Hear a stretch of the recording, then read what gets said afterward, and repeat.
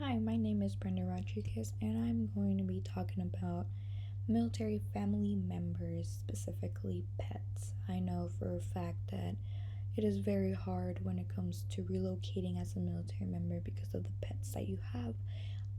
This is a very important topic to me just because of the fact that I have a pit bull. She's a year and 8 months, and it's very hard for me to move around and find places to live because of her breed. Pit bulls are very frowned upon in a lot of places, and I know that I cannot travel with her anywhere or move into a lot of places unless I tell the vet to change her records, and that's not something that I want to do just because I have to be moving around and it's something that I cannot control. But yeah, let's get started. Some topic of argument is that military members are constantly moving around, constantly having to relocate. And the problem with this is that many military members have pets, and a lot of states have breed restrictions depending on where you're going. Some of the solutions people have been coming up with is converting their pets into emotional support animals or rehoming their pets.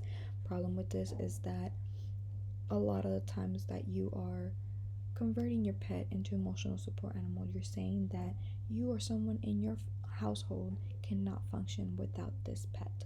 And if it's not true, then don't do it just because it has been making it hard for other people that actually need it.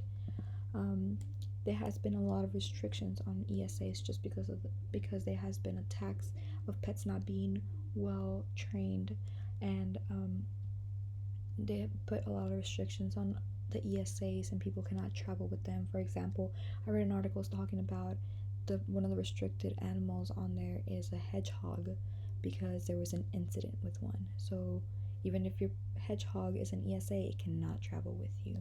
And giving up your pet is kind of like giving up your one of your members of your family, and it's very hard on people emotionally and physically because a lot of times if your pet is grown, not a lot of people want to take them in. And I know that for a fact that they will not want to take in a pit bull that is almost 2 years old because they don't know what kind of habits it has. And you see this a lot when it comes to military members. Some of the solutions that military people that I think should be happening is that military members should be waived from these exemptions just because there has been a lot of tight policies when it comes to ESAs, and a lot of military members convert their pets into ESAs because it makes it easier for them to travel and easier for them to move into different places.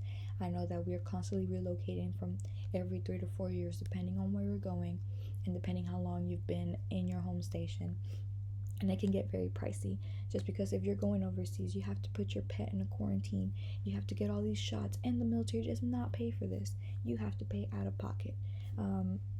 I strongly believe that military members should be exempted from these pet restrictions just because it is something that we cannot control. We need our pets sometimes just because we have been attached to them since they were little. It just depends on the person, I guess, also. So some of the audience is being military members as well as military policy setters, medical higher rank. And the reason why I'm saying this about medical higher rank is because mental health wants nothing to do with signing off on your paperwork for your pet to become an emotional support animal. Reason is because this will limit you to what bases you can go. There has been every base that you're assigned to that base because it has the support that you need. It has the support. Also, another way that I can get to the audience is using pathos and logos just because having a pet is something emotional if you have to give it up. It is almost like a member of your family. So if I use a lot of pathos, it is getting to their emotions about the subject and using logical things as in like being able to be exempted from these breed restrictions and traveling restrictions. Why relate? So I constantly work with military members. They all have pets.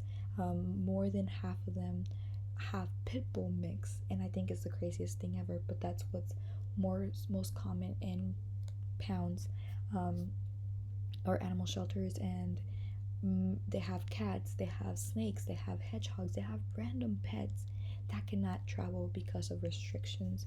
We're constantly moving around and we're constantly rehoming our pets, and I just think it's just very, very emotionally.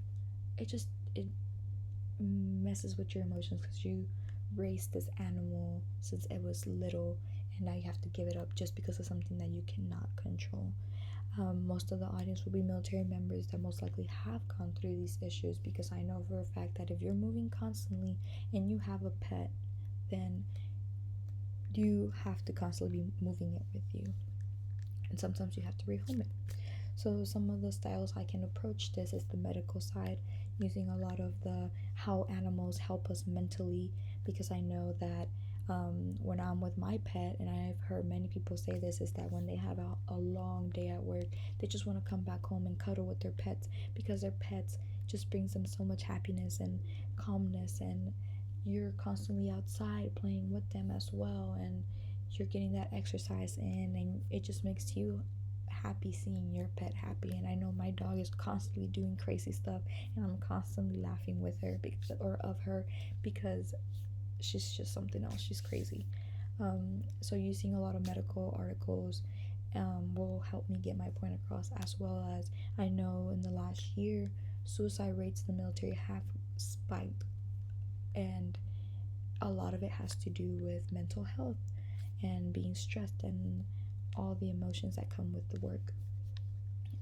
These are some of my works cited articles. I know that I believe we're going to post these in week 6, so if you have any questions for me, go ahead and drop a question in the replies, and I will try to help you as much as I can to answer these. And just remember, if you're a military member and want to make your pet into an ESA, it will limit your bases, because not all bases have the facilities or the support that you need mentally.